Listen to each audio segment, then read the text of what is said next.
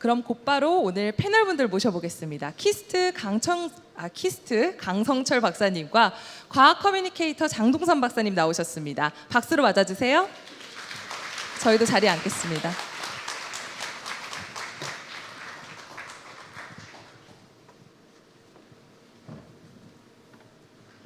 네, 세 분 하시는 일에 대해서 간단하게 청중분들께 설명 부탁드릴게요. 먼저 강성철 박사님. 네. 예, 안녕하세요. 저는 로봇공학을 하는 사람이고요. 주로 이제 사람의 건강을 도와주는 헬스케어 로봇이라든가 또 이제 사람과 같은 로봇 팔을 만들고 또 하나는 우리나라가 이제 달에 갈 계획이 있는데 달에 가서 달 주변을 이렇게 돌아다니는 로봇, 달 탐사 로버라는 로봇 몇 가지 로봇 연구를 하고 있습니다. 네, 반갑습니다. 네. 그다음에 옆에 계신 장동선 박사님 하시는 일 설명 부탁드립니다. 안녕하세요. 장동선입니다. 저는 뇌과학을 전공했고요. 그 중에서도 우리 인간이 다른 사람, 그러니까 다른 인간을 어떻게 인지하는가를 사회인지 신경뇌과학으로 공부했고, 그때 공부했던 것들 중에 재미있는 어떤 지식이나 연구들을 또 소개하는 것을 좋아해서 책도 쓰고 강연도 하면서 이제 커뮤니케이터로서 그 지식을 알리기 위해서 노력하고 있습니다. 반갑습니다. 네. 그리고 마지막으로 오늘 멋진 강연 해주신 조 교수님 하시는 일 간단히 말씀드릴게요. 대충 제가 뭐 하는지 파악하지 않으셨나요? 하여튼 저는 지능이 어떻게 과연 발현되는지 이런 게 쭉 관심이 있었고요. 그리고 또 그런 걸 그냥 이해하는 거에 그치지 않고 한번 좀 만들어 보고 싶어서 계속 공부하고 있습니다. 네, 그래서 로봇공학자, 뇌과학자, 그다음에 인공지능학자 이렇게 요즘 핫하다는 세 분야의 전문가분들을 모두 모셨습니다. 제가 좀 뿌듯한데요. 오늘 세 분 치열한 토론 부탁드리겠고요. 여러분들도 질문하실 때 세 분의 전공을 참고해 주시면 감사하겠습니다. 자, 첫 번째 주제는 인공지능 vs 로봇 vs 인간입니다. 이 주제는 평소보다 조금 긴 시간을 들여서 이야기를 해보려고 해요. 오늘 각 영역에서 나오셨으니까 각각의 특징과 또 장단점이 무엇인지 꼼꼼하게 짚어보겠습니다. 또 본의 아니게 세 분이 각 영역을 대표하시는 것처럼 나오셔서 좀 부담스러우시겠어요? 좀 그렇습니다. 네, 저는 인공지능하고 로봇이 살짝 헷갈리는데 이걸 어떻게 정의하면 좋을까요, 박사님? 예. 로봇공학자 입장에서는 인공지능이 굉장히 중요한 거고 인공지능이 이제 로봇의 뇌에 해당이 된다고 저희는 생각하고 있습니다. 근데 이제 뇌만 있어서 갖고는 어떤 일을 못 하잖아요. 로봇 입장에서 로봇은 청소도 해야 되고 공장에서 차도 만들어야 되고 하는데 그래서 결국 사람의 신체 몸이 있어야 되고 그래서 뇌와 몸이 결합된 것을 이제 로봇이라고 하는데 이제 인공지능 학자분들께서는 또 생각이 다르실지 모르겠습니다. 그렇죠. 인공지능이 그러니까 로봇의 일부다 이렇게 말씀을 하셨어요. 거기에 대해서 조성배 교수님 어떻게 생각하시나요? 네. 글쎄요, 이게 닭이 먼저인지 달걀이 먼저인지 아닐까도 싶은데요. 사실 보기에 따라 다를 것 같습니다. 아까 강 박사님도 말씀하신 것처럼 로봇 입장에서 보면 로봇 여러 가지 기능들이 있는데 그 중에 지능 부분이 인공지능이 맡아야 될 부분 일부분이라고 생각하실 수 있을 것 같고요. 또 인공지능 한 사람 입장에서는 꼭 로봇만 인공지능을 넣을 수 있는 대상은 아니거든요. 그래서 인공지능을 넣을 수 있는 여러 가지 대상 중에 하나가 로봇이라고 생각을 합니다. 네, 인공지능이 더 크다 이렇게 말씀을 해주셨어요.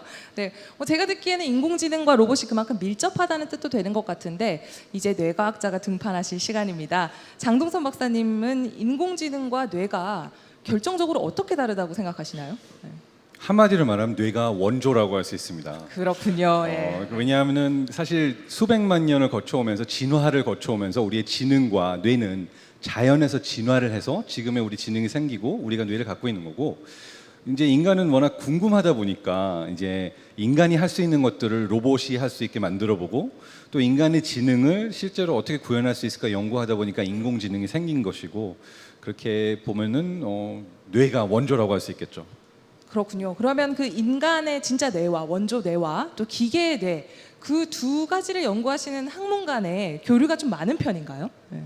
사실 교류가 많은 정도가 아니라 뇌과학과 인공지능 연구자들은 거의 한 분야로 묶을 수 있을 만큼 또 로봇 연구도 마찬가지입니다. 보통은 인지과학이라고 저희가 많이 묻고 있는데 같은 분야에서 서로 밀접하게 토론도 많이 하고 한 분야의 연구자가 다른 쪽의 연구도 하면서 사실은 그 정확한 구분을 짓기가 어려울 정도로 굉장히 같이 활동을 많이 하고 있다고 볼 수 있습니다. 그렇군요. 근데 흔히 인공지능 하면은 저희는 이제 책이나 영화에서 보는 뭐 사이보그, 휴머노이드 이런 거를 떠올립니다. 근데 생각해 보면 휴머노이드, 사이보그, 안드로이드 이런 것들이 어떻게 다른지를 한 번도 생각해 본 적이 없는 것 같아요. 그래서 저는 강성철 박사님께 여쭙고 싶습니다.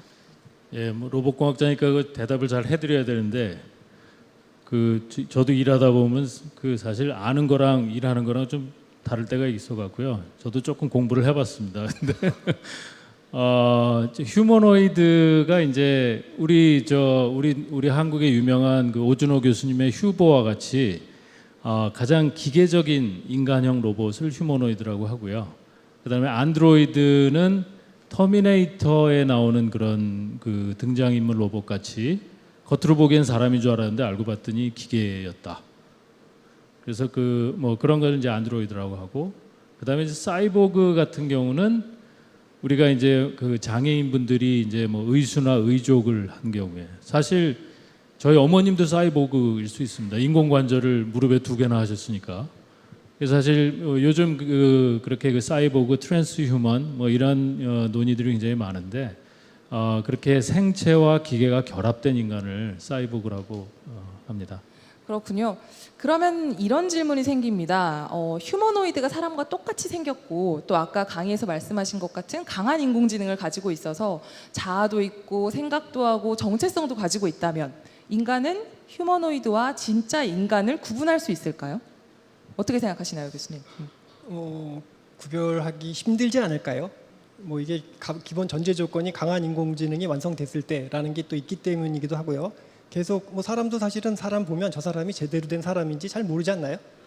만들어 놓은 인공지능으로 만들어 놓은 걸 보면 그게 사람인지 인공지능인지 아마 모를 수도 있을 거라는 생각이 드는데, 그게 만약 휴머노이드하고 연결이 되면 사실 더 어려운 건 인간처럼 행동하게 하는 건 굉장히 어려운 것 같습니다. 그게 뭐 진화의 과정에서 얻어진 기술의 난이도라고도 얘기를 하는데, 지금 우리가 얘기하는 인공지능 의사결정을 한다든가 추론하고 판단하고 이러는 건 어쩌면 자연스럽게 움직이는 것보다는 더 쉬울 수도 있지 않을까, 이런 생각은 해봅니다.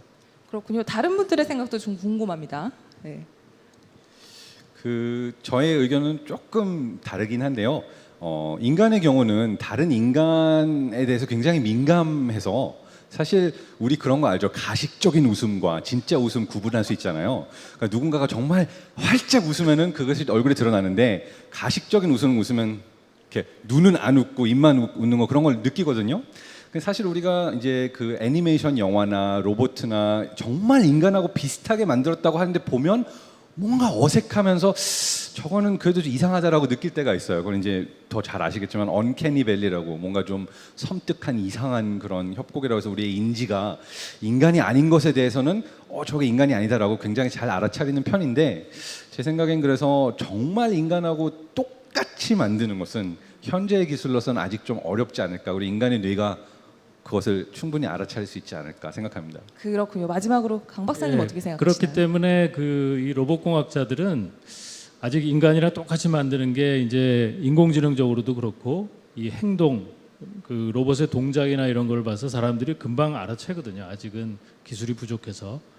그래서 오히려 그 인간 입장에서는 사람과 똑같은 존재보다는 그건 거부감을 느끼니까 오히려 귀엽고, 또 이렇게 심플해야 오히려 덜 질리잖아요. 그 외관이나 이런 것들이. 그래서 이따 제가 잠깐 그 관련 동영상을 보여드릴 텐데, 그렇게 좀 더 사람에게 친근한 그런 모양이 어떤 것인지 이런 것들도 많이 고민하고 있습니다. 그렇군요. 아까 말씀 중에도 살짝 얘기가 나왔는데, 그렇다면 그 인간의 뇌가 상당 부분 기계로 대체되어 있다면 그는 사람일까요? 기계일까요? 이 어려운 질문은 지금 이제 조성배 교수님께 드리려고 합니다. 네. 글쎄요. 근데 뭐 너무 이렇게 우리가 흑백으로 딱 나누는 거는 잘못하면 틀릴 가능성이 높잖아요. 조금 좀 애매하게 가는 게 맞다고 보이고, 또 그게 어떤 면에서는 여기 쭉 가다가 요 지점까지 가면 인간이었던 게 기계로 되고 기계가 인간으로 되고, 그렇게는 안 되지 않을까. 그 결정하는 구별선이 나름대로는 좀 이렇게 점진적으로 바뀔 것 같다는 생각이 들기도 하고요. 그다음에 그것도 개인차도 굉장히 있을 것 같습니다. 판정하는 사람 입장에서 어떤 사람은 굉장히 조금 더 좀 기준을 좀 높이는 분도 계시고, 어떤 분은 좀 낮추는 분도 계시고, 그렇지 않을까 싶습니다. 그렇군요. 다른 분들 혹시 의견 들려주시겠어요? 이게 미래인 것처럼 가정을 하고 질문하셨는데 네. 사실은 이미 현실에 있는 이야기입니다. 그러니까 대표적인 예로 파킨슨 병이라고 이제 노화 질환이 있는데 파킨슨 병이 걸리는 이유는 도파민이라는 그 신경 전달 물질이 분비가 되지 않아서 생기는 병이라고 알려져 있어요. 근데 어떤 기술이 나와 있냐면은 기계를 이식을 해서 딥브레인 스티뮬레이션이라고 하는데 뇌에다 이식 수술을 하고 전기 자극을 주면 이 신경 전달 물질이 분비가 됩니다. 그러면 움직이지 못하고 막 계속 떨고 하시던 환자분께서 이 수술을 받고 나서 성공적으로 수술이 되면 이 기계를 켜서 전기 자극이 오는 순간 정상인처럼 모든 생활을 하실 수가 있는 거예요. 이런 환자분을 봤는데 신기한 건 이 기계를 끄잖아요. 그럼 완전히 정상적이시던 분이 순식간에 갑자기 환자로 되면서 일어나지도 못하고 이렇게 다시 변합니다. 그러니까 마치 이 수술로 이식되어 있는 이 기계 하나를 켜고 끄고가 이 사람을 완전히 변화시킬 수가 있는 거죠.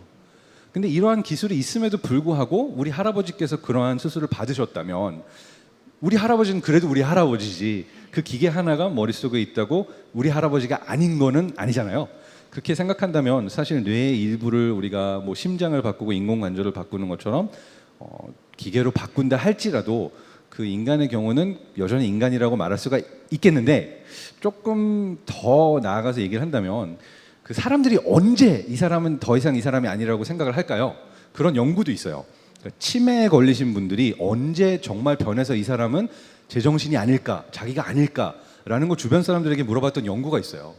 그랬더니 신기하게도 이 사람의 뭐 깜빡깜빡하고 기억력이 떨어지거나 평소 안 하던 실수를 하거나 이거에 대해서는 사람들이 아무렇지도 않게 생각을 하는데 어떤 사람의 근본적인 인격적인 도덕성, 윤리가 변하는 순간 내가 알던 사람이 아니야 라고 그 사람이 변했다고 느낀대요.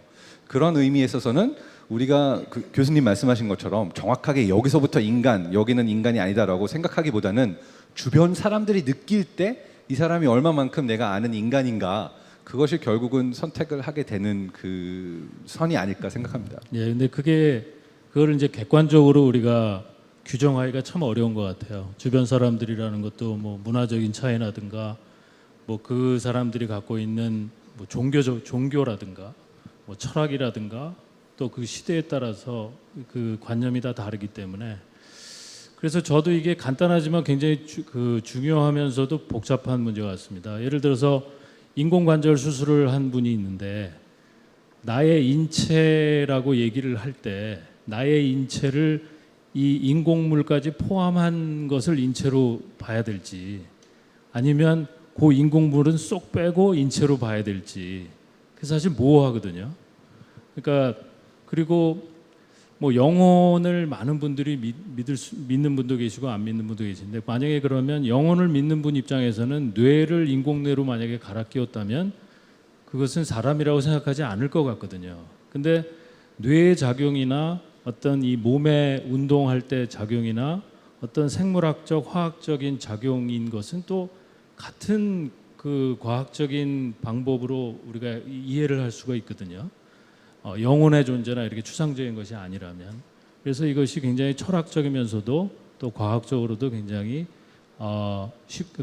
간단하지는 않은 문제인 것 같습니다. 같이 여러분들도 좀 생각해 보면 좋을 것 같습니다.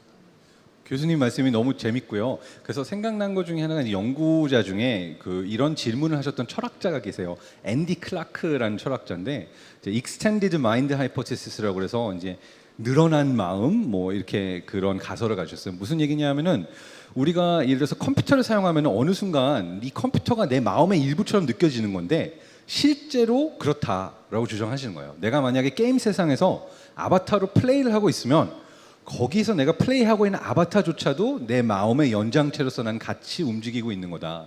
이런 형태로 우리 마음의 그 경계가 내 몸이 아니라 사실은 우리가 이미 그 내 몸의 경계 이후로 더 넓힐 수가 있다 이렇게 말씀하시는 학자들도 있어요. 그거는 이제 기능적인 관점에서 나의 아바타 로봇을 어디 보내면 그 로봇도 나라고 이제 얘기를 할 수가 있는 거고, 근데 이제 생물학적인 관점이나 아니면 뭐 법적인 관점이나 이렇게 봤을 때 그게 과연 그 로봇이 어디 가서 사고를 쳤을 때 그걸 그 책임을 내가 져야 되느냐, 뭐 굉장히 복잡한 문제가 뭐 이렇게 생각될 수 있을 것 같습니다. 맞습니다.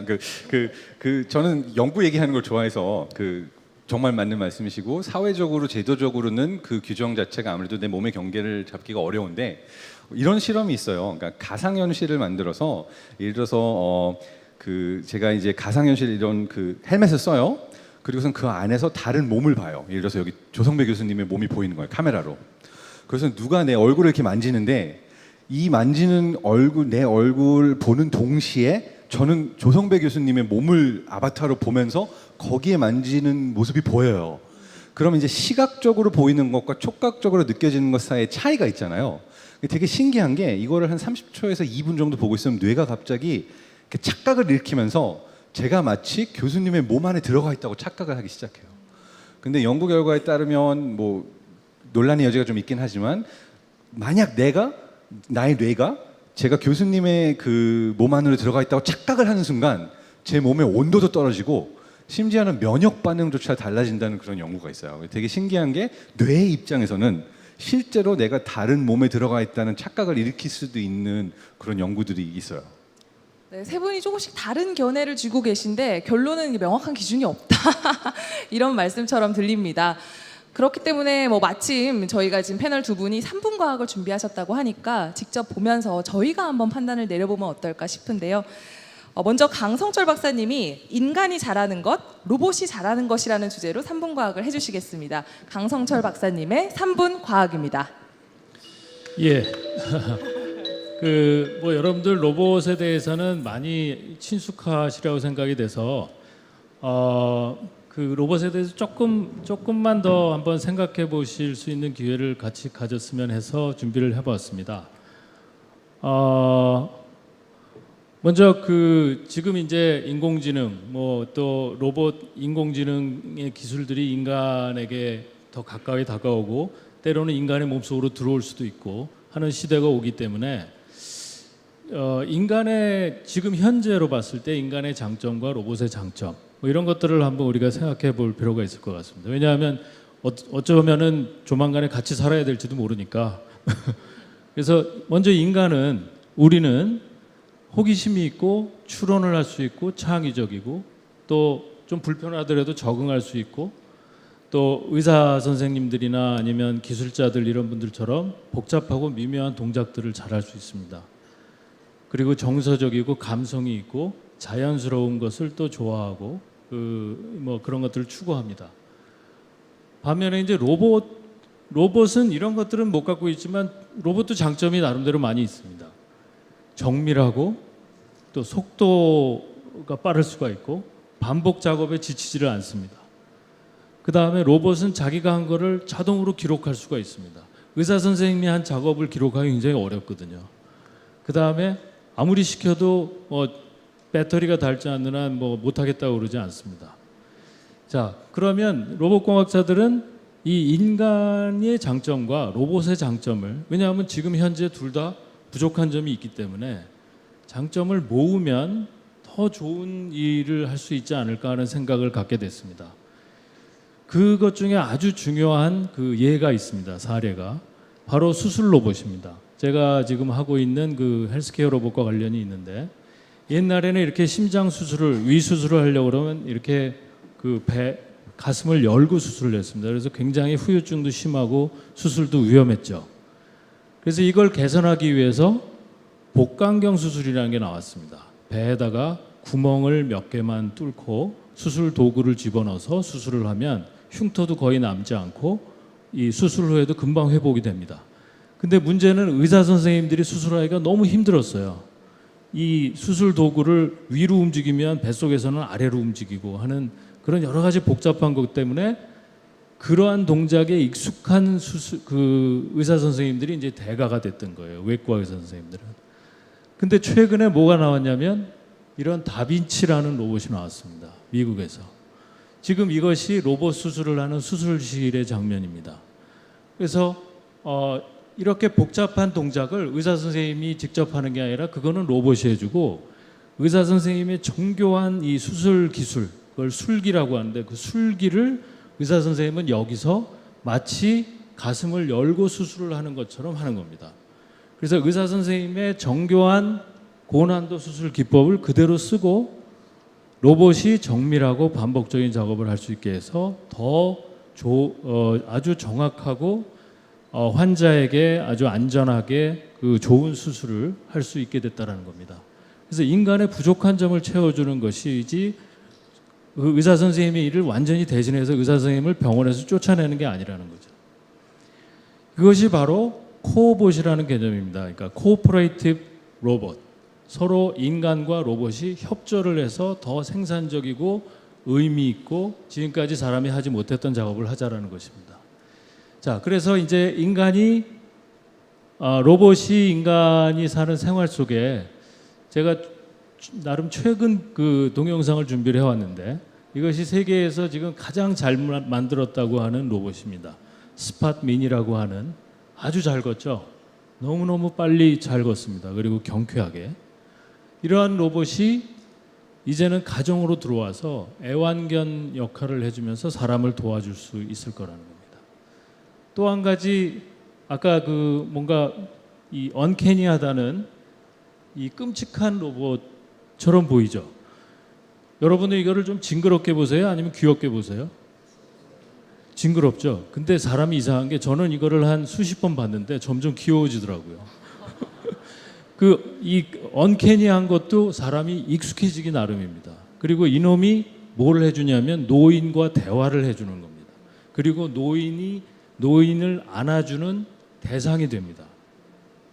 그러니까 우리가 잘 때 베개를 안고 자듯이 노인에 안겨서 대화를 해주고 노인과 눈을 맞추면서 원격지에 있는 간호사의 아바타 역할을 해주는 거예요. 앞으로 이제 독거노인들, 외로운 노인들을 위해서 노인에게 안겨주고 노인의 근황을 물어보고 노인을 때로는 외로움을 위로해주는 그런 로봇들이 바로 이런 코오봇과 같은 로봇으로 돼서 우리의 부족함을 채워주고 우리의 동반자가 될 수 있는 그렇게 우리를 도와주는 우리의 일자리를 뺏는 것이 아니라 우리를 도와주는 그런 로봇으로 앞으로 발전할 거라는 것을 말씀을 드리겠습니다. 네, 고맙습니다. 잘 들으셨죠? 재밌죠? 네. 그리고 곧바로 이어서 장동선 박사님이 3분 과학을 펼쳐주실 텐데 주제는 이겁니다. 누군가 내 뇌를 복제하면 그 뇌는 나인가? 궁금하시죠? 장동선 박사님의 3분 과학입니다.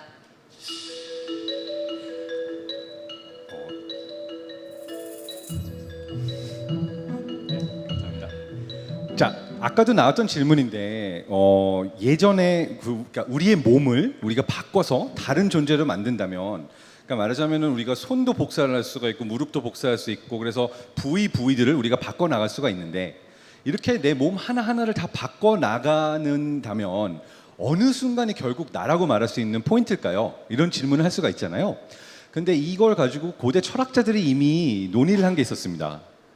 바로 테세우스의 파라독스라고 하는데 저기 보이는 배가 그리스의 영웅 테세우스가 타고 다니던 배라고 그래요. 그랬더니 누군가가 이렇게 물어본 거예요. 저게 정말 저 영웅이 타던 배가 맞아? 왼쪽 편에 있는 나무도 바꿨고 오른쪽도 바꿨고 노도 바꿨고 다 바꿨는데 그렇다면 테세우스가 실제로 탔던 배의 부분은 남아있지도 않은데 저게 정말 테세우스가 탔던 배라고 할 수 있는 거야? 비슷한 질문을 우리는 우리 인간에게도 할 수가 있겠죠. 우리 몸 하나하나를 우리가 다 대체하고 바꿔갈 수 있는 기술이 생긴다면 마지막 나라고 할 수 있는 부위는 어딜까요? 보통 제가 뇌과학자니까 답은 이미 나와 있었다고도 할 수 있겠죠. 우리의 뇌가 결국은 내가 있는 마지막 곳이라고 우리는 보통 생각을 해요. 중추신경계, 모든 생각과 감정을 다 관장한 곳이니까. 그래서 이것은 그 잃어버린 아이들의 도시라는 영화에 나오는 뇌예요. 아주 오랜 세월을 살았다고 하고요. 축음기로 대화를 하고 저 카메라를 움직여서 사람들을 볼 수 있다고 해요. 이게 정말로 가능할까요? 우리가 죽더라도, 몸이 죽더라도 뇌만 남아서 뇌만 살아있다면 그 존재가 나일 수 있을까요? 아직 답은 없습니다. 그러니까 많은 뇌과학자들과 컴퓨터 공학자들이 이걸 가지고 토론을 하고 있는데 여기서 이제 화두가 되고 있는 게 이 뇌가 정말 나일까? 나는 정말 고작 나의 뇌뿐인 것일까? 이런 질문을 하는 거예요. 그래서 나온 질문이 마인드 업로딩이라는 거예요. 많은 뇌과학자들은 이게 가능하다고 얘기하기도 해요. 저희가 아까 토론한 것처럼 뇌의 일부분을 우리가 기능을 바꾸고 뉴런이나 신경세포가 하는 것들을 대체해 줄 수 있다고 한다면, 그렇다면 우리가 모든 신호들을 다 안다면 내 뇌의 모든 신호 패턴을 복사한다면 결국 나의 마음을 복사한 것과 같지 않을까? 이런 질문을 하는데, 저는 개인적으로 그것이 불가능하거나 잘 안 될 거라고 생각하는 뇌과학자들 쪽에 있어요. 그 이유 중에 하나는 일단은 뽑아내야 하는 데이터가 어마어마하게 많아요. 1000억 개가 넘는 신경세포가 있는데 그 1000억 개의 신경세포가 서로 다 복잡하게 연결이 되어 있습니다. 그럼 그 연결 패턴을 우리가 다 알아내서 복사를 해야 되는데, 실제로 2000년대 초반부터 많은 학자들이 이걸 해오고 있어요.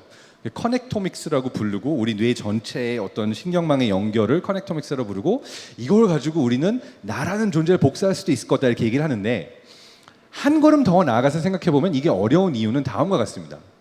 우리가 만약 이 신호를 잡아낸다면 누군가를 브레인 스캐너 안에 넣고, 뇌 스캐너 안에 넣고 측정을 해야 되는데, 그 순간에 나만이 나는 아닌 거죠. 그거는 스냅샷 같은 거예요. 사진을 짠 찍었을 때 그 사진의 순간이 사실 이 모든 순간을 담고 있는 건 아니잖아요. 마찬가지로 내 뇌가 측정됐던 그 순간들의 패턴이 나라고 보기는 어렵다. 이런 이유가 하나가 있고요. 또 다른 이유는 우리가 어떠한 몸 안에 들어있느냐에 따라서 뇌가 느끼고 보고 프로세스하는 정보들이 굉장히 다릅니다. 내가 운동을 하고 있을 때랑 자고 일어났을 때가 다르고요. 아까처럼 가상현실을 통해서 다른 사람 몸 안에 들어가 있다고 생각할 때가 달라요. 그러다 보니까 우리 뇌를 몸과 구분지어서 생각할 수는 없는 거예요. 내가 나라고 이야기할 때는 나라는 존재는 나의 몸과 나의 뇌가 합쳐지는 거고, 이렇게 춤을 추거나 내가 뭔가 액티비티를 할 때의 뇌의 패턴 자체는 뇌 스캐너가 측정을 할 수도 없어요. 왜냐하면 뇌 스캐너 안에서는 움직이면 안 되거든요. 자, 두 번째 이유가 또 있는 거는, 우리가 배우는 모든 정보와 경험들이 다른 사람들과의 소통을 통해서, 배움을 통해서 쌓여진 것들인데, 우리 뇌가 가장 많이 하고 있는 것이 사실 다른 사람의 생각을 짐작하고 감정을 느끼고, 그리고 다른 사람을 시뮬레이션하는 일입니다. 여러분도 지금 만약 제 얘기가 재미있다고 한다면, 빠져들고 계시다면, 저의 뇌파 패턴과 대략 6초, 7초 차이를 두고 비슷한 뇌파 패턴을 보이고 계실 거라는 연구 결과가 있어요. 강연자와 청중의 뇌파 패턴이 비슷해져요. 왜? 그 강연자가 무슨 이야기를 하는지 우리의 뇌가 예측을 하고자 시뮬레이션을 하기 때문에 비슷해지는 거거든요. 그렇다면 우리 인간과 인간 사이의 관계가 얼마나 복잡해요. 수많은 사람들과 우린 관계하고 있는데, 이 모든 관계와 우리 세상 속의 모든 경험들을 다 같이 복제하지 않는다면 나라는 존재를 복제하는 것이 어렵기 때문에 결국 나를 나의 뇌 안에 넣어서 뇌만으로 복제하기는 어렵다, 이런 얘기를 할 수가 있고요. 이 얘기를 사실은 또 제 책 안에서 하고 있기도 합니다. 뇌 속에 또 다른 뇌가 있다.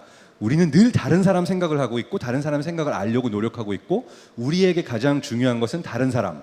인간의 뇌는 혼자 행복할 수 없고 다른 사람과 함께만 행복할 수 있다, 이런 메시지인데요. 그러한 이유 때문에 뇌를 직접 복사해서 마인드 업로딩 하는 것은 아직까지는 불가능하고, 나라는 존재를 뇌로 봐서 복제하는 것은 어렵지 않을까 하는 게 저의 의견이었습니다. 감사합니다. 네, 산문과학 잘 들었습니다.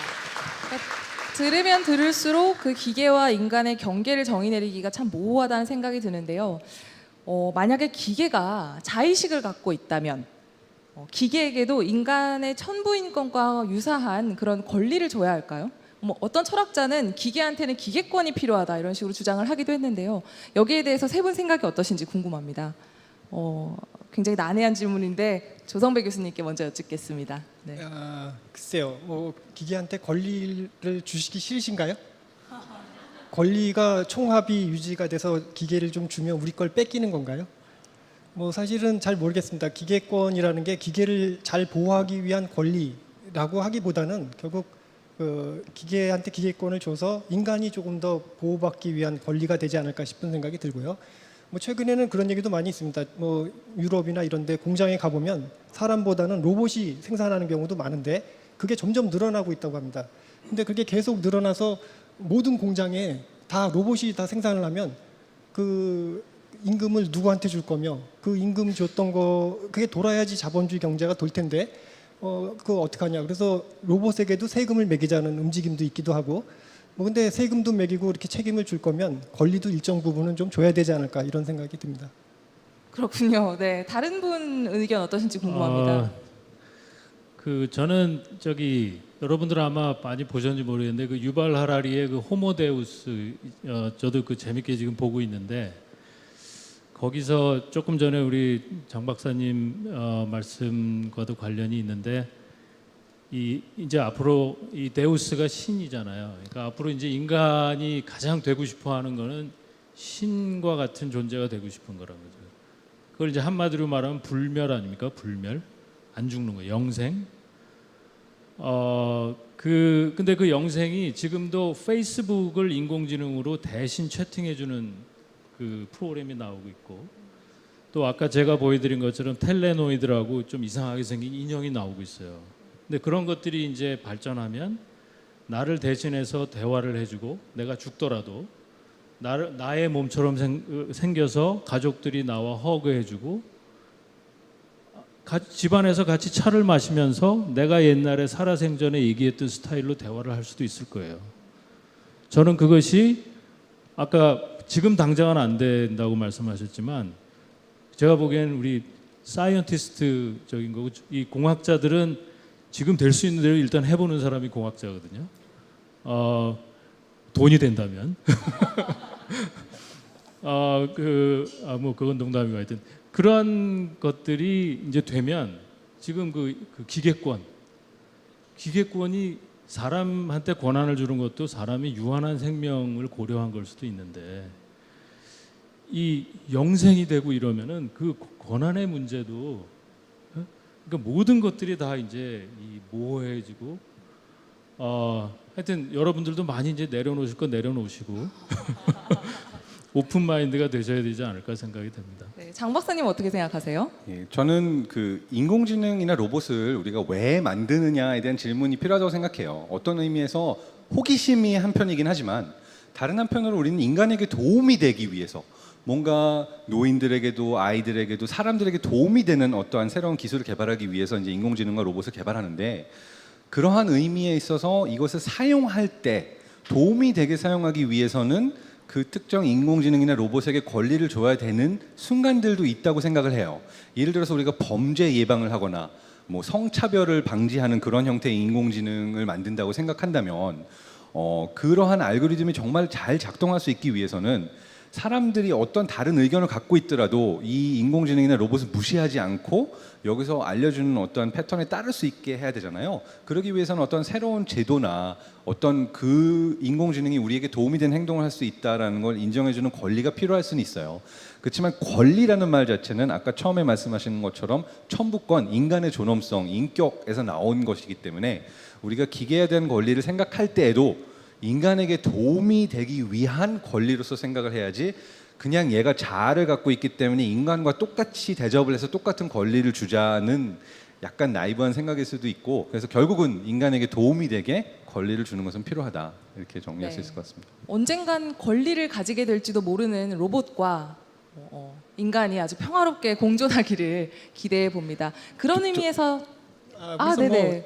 더 말씀해 주시죠. 얼추 뭐 정리가 되는 것 같아서 좀 한 말씀 드리면요. 오늘 첫 번째 주제가 벌서스 뭐 대결이잖아요. 그래서 인공지능, 로봇, 인간이 마치 대결해서 누가 잘했니 못했니를 막 따져야 되는 것처럼 보이는데 사실은 그렇지는 않은 것 같아요. 경쟁적으로 결국 협력해야 되는 게 정답인 것 같고 사실 인공지능 분야에서도 인간이나 뇌를 모르면 안 되거든요. 열심히 그쪽을 공부해서 모방하려고 노력을 하기도 하고요.